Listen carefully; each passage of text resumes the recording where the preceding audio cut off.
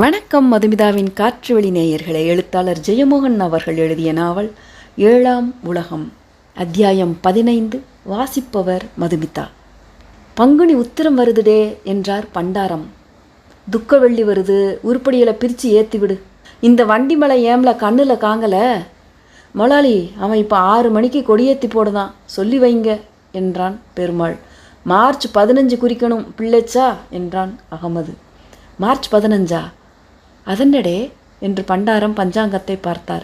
பஞ்சாங்கத்தில் இருக்காது, அது அகில உலக ஊனமுற்றோர் தினம், விகலாங்க தினம், மாத்ருபூமி காலண்டரில் உண்டு.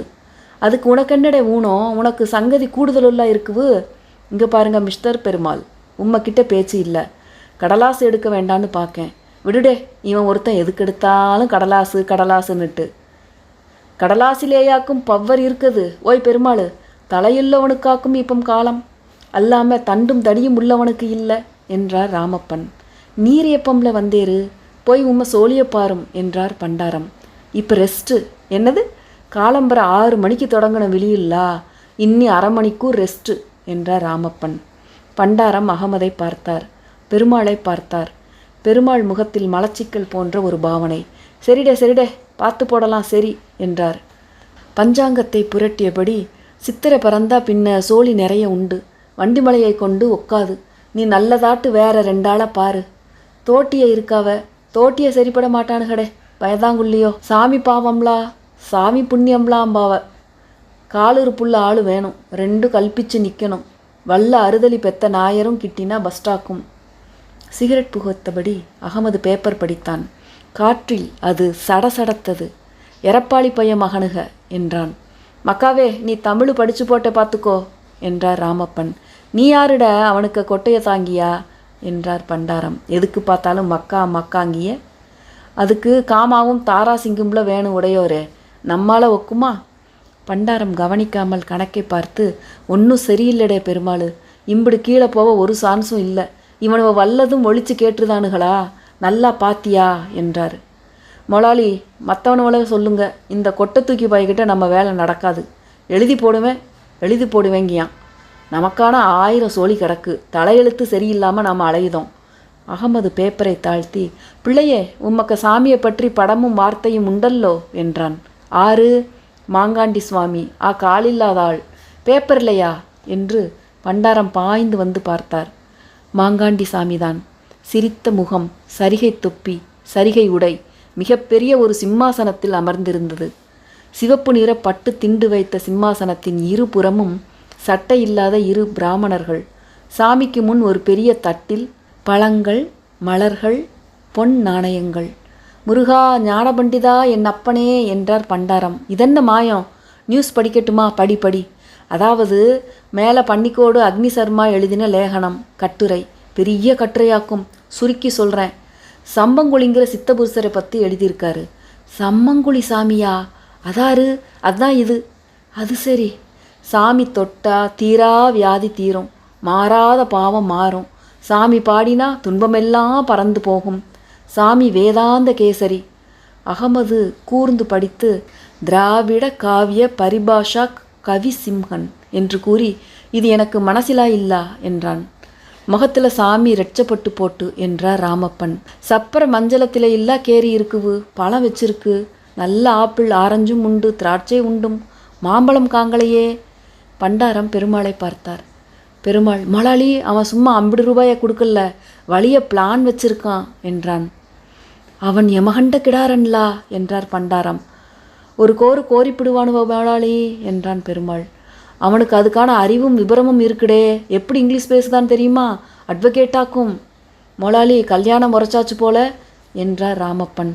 ஆமடே, பங்குனி ஒடுக்கும், கோரோயிலையே வச்சு நடத்தி போடலாம்னு நினைக்கும். எல்லாம் முருகன் அருள். பையன் என்ன எடுக்கான்? கோஆப்ரேட்டிவில் கணக்கு எழுதுதான். சர்க்காரு சோழின்னு பார்த்தேன், துகை கொஞ்சம் கூடுதல் தான். என்னன்னு பார்க்க, இப்போ சர்க்காரு சோழின்னா சில்லற காரியமா? கோஆப்ரேட்டிவ் சொசைட்டியா என்றான் அகமது மோவாயை தடவியபடி. கல்யாணம் உரைச்சாச்சா? நிச்சயத்தாம்பூலம் ஆச்சு. ஏமிடே. சரி, எல்லாம் சர்க்காரு தன்னே, போட்டே. ஏமிடே என்றார் பண்டாரம். வயரி கலங்கி எழுந்தது. உத்தியோகம் என்னன்னு பார்த்தியளா? நேரில் போனேன். பேங்க்கில் கணக்கு எழுதுதையும் பேப்பர் பார்க்குதையும் எல்லாம் 2 கண்ணால் பார்த்தேன். போராதே என்றான் அகமது. பேப்பரை மடித்து தன் மரப்பெட்டியில் வைத்தபடி, மோளோட காரியம் இல்லை முதலாளி, நன்னாய் நோக்கண்டே. இனி என்னடா நோக்க? பேங்க்கில் வேற வல்லவனையும் கேட்டு இருத்துவானா? அது கோஆப்ரேட்டிவ் பேங்க்கு, அவசியமான வேலைக்கு ஆள் மாற்றி எடுத்து போடுவான். எல்லா இடத்துலையும் உள்ளது தான். அவனுக்கு அங்கே ரூரலில் கோஆர்டினேட்டர்னு ஒரு தஸ்திகை உண்டு. சும்மா பியூன் மாதிரி தான். பியூனை விடவும் சம்பளம் குறைவு. ஊராட்டு போய் ஆளுகளை பிடிச்சி கோஆப்ரேட்டிவ் சொசைட்டிக்கு சேர்க்குத வேலை. சேர்க்க மட்டும் கமிஷன். சம்பளம் கூடி போனால் 1500, சேர்த்தா 2000. இப்போ இந்த பணி இல்லை. கோஆப்ரேட்டிவ் சொசைட்டியெல்லாம் நஷ்டமும் நடப்பு தினமுமா ஓடுத காலம். அதனால் கிளார்க்குமாறு ரிட்டையர் ஆனால் ஆள் எடுக்குறது இல்லை. அவனுங்களுக்கு சம்பளம் கூடுதலாக்கும். அங்கே இந்த கோஆர்டினேட்டர் மாரை விழித்து உட்கார வைக்கிறான். அங்கே தண்ணி பிடிச்சி வைக்கிறவனும் கோஆர்டினேட்டர், பணம் கைமாறுதவனும் கோஆர்டினேட்டர். எல்லாம் இவன்தான். சுக்கில்லாத கசாயம் இல்லை. அது மாதிரியான கதை. பண்டாரம் எழுந்தார். அகமது, நான் சொல்லியாச்சுன்னு இல்லை, முதலாளி போய் நோக்கணும். பேரோல்னு ஒன்று உண்டு, சம்பள லிஸ்ட்டு. அதிலே பார்க்கணும். தஸ்திகை எந்து, சம்பளம் எந்து பார்த்தேன். அப்போ சரி. நான் ஒரு சம்சயம் கிளப்பினேன். பார்த்து சரியாக இருந்தால் பின்ன ஒன்றும் இல்லை. நான் மேனேஜர்கிட்ட கேட்டேன், பையனுக்கு என்ன சோழின்னு. இப்போ நீ சொன்ன பேர் சொன்னார் என்றார் பண்டாரம். அதற்குள் அவரது கண்கள் நிரம்பி விட்டன. அகமது பரிதாபத்துடன், கோஆர்டினேட்டர்னா சொன்னார் என்றான். ஆமடே, ரூரல் கோஆர்டினேட்டர்னா. இப்படியே மணிமணியாக சொன்னானே. டே அகமதே, இது ஸ்திரமான சோழியாடே. எனக்கு சங்கு கலங்குதே. ஸ்திரமில்லை முதலாளி. இவன்மாருக்கு எக்ஸ்டென்ஷன் எம்ப்ளாயீஸ்னாக்கும் பேர். ஸ்திரமில்லை, சும்மா இருக்கலாம். நஷ்டம் கூடினா போகணும். பலரும் போகிறது உண்டு. பொதுவே இப்போ சர்க்கார் ஸ்தாபனங்கள் நஷ்டத்தில் போன காலமாக்குமே. பண்டாரம் மீண்டும் அமர்ந்தார். கண்களை மூடிய போது அலையலையாக தெரிந்தது. பனிவிழும் மலர்வனம், உன் பார்வை ஒரு வரம் என்று ஒரு வரி ஞாபகம் வந்தது. என்ன சனியனது! கோபத்துடன் கண் விழித்தார். ராமப்பன், மோதிரம் மாத்தின காரியந்தானே மோளாளி, இதுக்காச்சிட்டியா இந்த பாடு? பேயாம சென்னு வழியவனுக நாளால் பார்த்து பேசி நிறுத்தி போடணும். நான் பார்த்துட்டுண்டு, தங்கம் போலத்த பொன்னாக்கும். அகமது, அவர் சொல்லியதில் கூறு உண்டும். முதலாளிக்கு ஜாதிக்க சாதி சங்கம் உண்டோ? NSS, கரையோகம், ஜமாவத்தி மாதிரி. எங்கள் சாதி ஒரு சாதியே இல்லடே. நாங்கள் பழனியில் கொஞ்சம் பேர், திருச்செந்தூரில் கொஞ்சம் பேர், பின்ன முருகன் கோயில் இருக்க ஊர்களில் 2 3 குடும்பம். அப்படி பயப்படாது மோளாளி. பயிரத காரியம் அவனுங்களுக்கு தெரிஞ்சால் ஏறி மிரட்டுவானுக. ராவணன் ரணியன் மாதிரி ஒரு உயிரோடு இருக்கணும். 2க்கும் நடுவால் உள்ள வலியனுவலை விட்டு பேச சொல்லணும். பிள்ளைய கூட்டிகிட்டு போய் வேற வல்ல ஊரிலையும் 6 மாதம் விடணும். அதுக்குள்ளே நல்ல உறுப்புள்ள சோழியுள்ள ஒரு பையனை பார்த்து கெட்டி வைக்கணும்.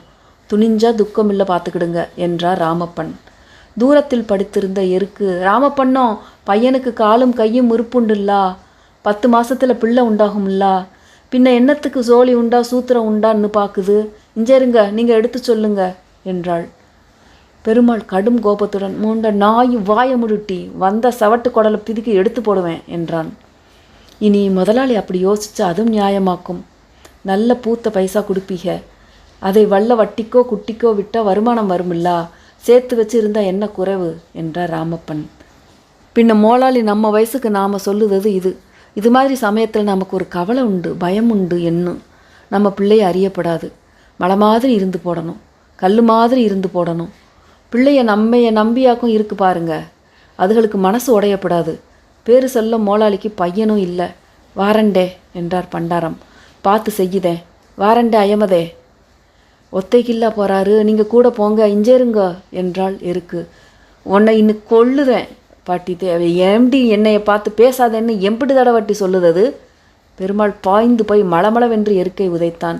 ஐயோ ஐயோ, காளமாடா என்ன கொள்ளுதானே, காளமாடா பாவி, உனக்கு ஒரு சாவு வராதா? கேட்க ஆள் இல்லையா? பெருமாள் பிளே என்றார் ராமப்பன். பெருமாள் நில்லும் வேய் என்றான் அகமது. பெருமாள், அயமது பார்த்துட்ருக்கான். வல்ல பேப்பரோ மற்றோ எழுதி போட்டால் உனக்கு எள்ளு புளிச்சு போயிடும் பார்த்துக்க என்றார் ராமப்பன். பெருமாள் தயங்கி அகமதை ஓரக்கண்ணால் பார்த்துவிட்டு மறுபக்கமாக போனான். அங்கே குய்யன் இட்டலி பொட்டலத்துடன் வந்து கொண்டிருந்தான். அவனுக்கு அம்மைக்க இட்டிலி என்று குய்யனுக்கு கன்னத்தில் ஒரு அடி போட்டான். குய்யன் உடலை சுருக்கி அதை ஏற்று ஒன்றுமே நடக்காதது போல மெல்ல வந்தான். இனி அவன் கையை வச்சா அவனுக்கு கையும் இருக்காது என்றான் அகமது. நீங்கள் உங்கள் சோழியை பாருங்க, புருஷ மெஞ்சாதிக்குள்ளே 1000 கிடக்கும், மற்றவைய தலையிட்டா சரியாவாது என்றாள் எருக்கு தலைமயிரை அள்ளி முடிந்தபடி. குய்யன் இட்டலி பொட்டிலத்தை விரித்து வைத்தான். ராமப்பண்ணா, கரியுண்டு கரி என்னடே கறி? இறைச்சி என்றான் குய்யன். அவனால் நிற்கவே முடியவில்லை. உடம்பு பதறியது. அங்கே ஒரு தட்டு கடையில் பார்த்தேன். பிளேட் 8 ரூபா. 3 பிளேட் வாங்கினேன். இறைச்சியாக்கும். என்ன இறைச்சி? மாடு, போத்து. சி, நீ தின்னு. ஏன் நீங்கள் திங்க மாட்டியலா? மக்கா டேய், நான் நல்ல கீழக்கிணற நாட்டு நாயக்கு.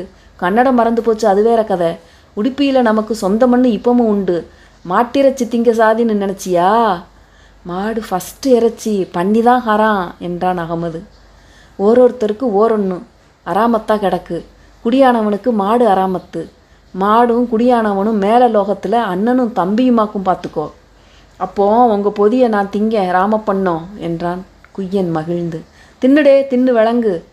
எருக்கு பொட்டலத்தை பிரித்தபடி, அவிக சாப்பிட்டாங்களோ இல்லையோ, தேச்சியம் பிடிச்சு சாடி போனதில்லா என்றாள். இப்போ இவளை நான் கொள்ளுதேன் பார்த்துக்க. எப்போ பார்த்தாலும் ஒரு அவிக இவிக. குய்யன் குதித்தான். விடுடா குய்யா, அவளுக்கு ஆத்தாம. மணியன் பேசி பேசிதானடே மக்கா ஆத்திக்க முடியும். இல்லாமல் போனால் எண்ணத்துக்கு இம்பிடு பேசுதானுக. இஞ்ச பாரு, எம்பிடு ஆள் போகுது கண்டியா. பேசுதானுக அப்படி பேசுதானுக. இஞ்சேரு பேப்பரில் அச்சடித்து பேசுதான், மைக்கு வச்சு பேசுதான், என்னடையே பேசுதான். தொடநடு சந்துக்க காரியம் பேசுவான். இனிமையூட்டு பொண்ணு பூவு மயிறு மட்டை எல்லாம் பேசுவான். பின்ன அவனையும் காட்டியும் இவன் கீழே, நான் அவனையும் காட்டியும் மேலே. அதை பற்றி பேசுதான். அதாக்கும் பேச்சு. பேசலைன்னா சீவிதமே குப்பையமாக்கும். எளவு 6 இட்லிடே இது செட்டிச்சு. அவளுக்கு மனசு கொள்ளாம். அதனால் இட்லியும் கொள்ளாம். மற்றவன் இருக்கானே சுப்பன், அவன் இட்லியை வச்சு பட்டியை எரியலாம். ராமப்பன் பெருமூச்சு விட்டபடி வெறும் மண்ணில் மல்லாந்து படுத்தார். நல்ல வெயில் ஏறிவிட்டிருந்தது. வானம் நீளமாக கண் கூசும்படி இருந்தது. ஆனால் அவருக்கு கண் கூசவில்லை. வானத்தையே வெறித்து பார்த்தபடி இருந்தார். பிறகு தனக்குள் ஏதோ சொல்ல ஆரம்பித்தார். பாடுவது போலவோ, மன்றாடி அழுவது போலவோ, தாலாட்டு போலவோ. குய்யன் சாப்பிட்டு முடித்து, அயமது ஒரு துண்டு தாரும்பே, ஏமிட்டி ஒரு துண்டு தாடி என்று கெஞ்ச ஆரம்பித்தான். இஞ்சேரும் தின்னு நிறையும் என்று எருக்கு பாதியை தூக்கி கொடுத்து விட்டாள். குய்யன் அள்ளி திணிக்க ஆரம்பித்தான். பைய தின்னும்பே, விக்கி சாவ போறீரு. நான் எப்பவும் வாரி கேட்டுத்தான் திம்பேன். ஒரு நாளும் இருந்து தின்னதில்லை. இருந்து தின்னா அப்போ பீ வந்து போடும். அப்படியாக்கும் பழக்கம். அம்மை சோறு தந்திட்டுண்டா என்றாள் எருக்கு. அம்மை உண்டும். அம்மைக்கு 2 காலும் இல்லை. முத்தம்மை மாதிரியாக்கும். அமருவா, மற்ற மாதிரி பேச்சு இல்லை. அகமது, நீ உனக்கு இட்லியை இந்த பயலுக்கு கொடுக்காத, பிறகு அப்படி பழகி போடுவான் என்றார். ஏப்பம் விட்டபடி பீடியை பற்ற வைத்தார். பாவம்லா, பார்த்தா சின்ன பிள்ளை மாதிரி இருக்காரு என்றபடி எருக்கு சிரித்தாள். குய்யன் புது உற்சாகம் பெற்று உறக்க, ஐயா தர்மதுர, அம்மா மாலட்சுமி தாயே, கண்பாரும்மா ஐயா என்று கணீர் குரலில் பாடினான். அப்பகுதியில் யாரும் போகவில்லை. இப்போ 6 கிட்டவே இறக்கிரு என்றாள் எருக்கு. தொண்டை இலகணும்லா என்றான் குய்யன். நான் ராத்திரி உறங்கி எந்திரிச்சா கூட ஒருக்கா இப்படி பாடி பார்ப்பேன். தூரத்தில் ஐயோ எக்கம்மோ எக்கம்மோ என்ற ஊளையும் அழுகையொலியும் கேட்டன. தள்ளாடியபடி பெருமாள் வந்தான். உடம்பும் முகமும் எங்கும் மண்ணும் சிராய்ப்பும் நிரம்பி இருந்தன. ஐயோ ஐயோ என்றபடி தள்ளாடி நின்று பின்னால் திரும்பி, போடா டேய் தள்ளையே என்று தொடங்கி கெட்ட வார்த்தைகளை கொட்டினான். ஐயோ இஞ்சேருங்கோ, என்ன காரியம், இஞ்சேருங்கோ என்று எருக்கு பதறினாள். பெருமாள் உடம்பில் அடிகள் விழுந்த தடயங்கள் இருந்தன. முகம் வீங்கி இருந்தது. நல்ல போதை வேறு. தள்ளாடி நடந்து கோபுர முகப்பு வாசல் வரை வந்தவன் அப்படியே உட்கார்ந்து கேவி கேவி அழுதான். என்னவோய் என்றான் அகமது. பைசாவை பிடிங்கிட்டு அடிச்சு போட்டாவ என்று கூறும் முன் மீண்டும் அழுகை வெடித்தது. 3 பண்டாரங்கள் காவியும் கமண்டலுமாக வந்தன. கட்டுமஸ்தான பண்டாரங்கள். ஒருவன் கையில் பெரிய அன்னக்காவடி இருந்தது. அவர்களை பார்த்ததும் பெருமாள் எழ முயன்றான். போதை அவனை கீழே வீழ்த்தியது. எருக்கு, ஐயோ வந்துட்டானுகளே, குளமுடிவானுக வந்துட்டானுகளே, ஐயோ என்று கூவினாள். அன்னக்காவடி பண்டாரம் தவிர மற்ற இருவரும் நேராக பெருமாளை அணுகி அவனை மூர்க்கமாக அடிக்க ஆரம்பித்தார்கள். அவன் நாய் அடிபடும்போது ஊளையிடுவது போல ஒலி எழுப்பி மண்ணில் புரண்டான். அவனுடைய கால் நடுவே மீண்டும் மீண்டும் உதைத்தார்கள். மறுபக்கம் கடைகளில் இருந்தவர்களும் இந்த பக்கம் கோயில் திண்ணையில் இருந்தவர்களும் ஓரிரு கோயில் ஊழியர்களும் தள்ளி நின்று அமைதியாக வேடிக்கை பார்த்தார்கள்.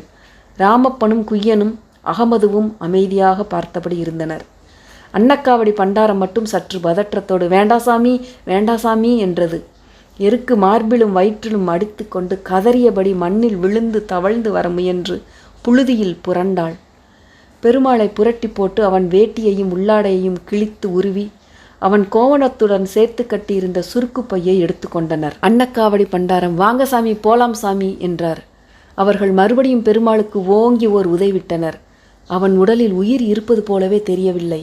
எருக்கு, பாவி மட்டையடா, உங்களை பாம்பு பிடுங்கணும், உங்கள் கண்ணில் குருவு கிளம்பணும், உங்களுக்கு ஒரு பேதி வராதா என்று வெறியும் ஆங்காரமுமாக கூவினாள். மண்ணை வாரி வீசினாள். ஒரு பண்டாரம் ஓடிச் சென்று அவளை ஓங்கி வயிற்றில் உதைத்தான். காது கூசும்படி அலறிய அவள் புழுதியில் குப்புற விழுந்தாள். ஒன்றும் நடக்காதது மாதிரி மூவரும் சாலை நோக்கி நடந்து சென்றார்கள். ஒருவன் உரக்க வடிவேல் முருகனுக்கு என்றான். மற்றவன் அரஹரோஹரா என்று கூவினான். அத்தியாயம் 15 நிறைவு பெற்றது. அடுத்த அத்தியாயத்தில் உங்கள் அனைவரையும் சந்திக்கும் வரை அனைவருக்கும் வணக்கம் கூறி விடைபெறுவது உங்கள் மதுமிதா. நன்றி, வணக்கம்.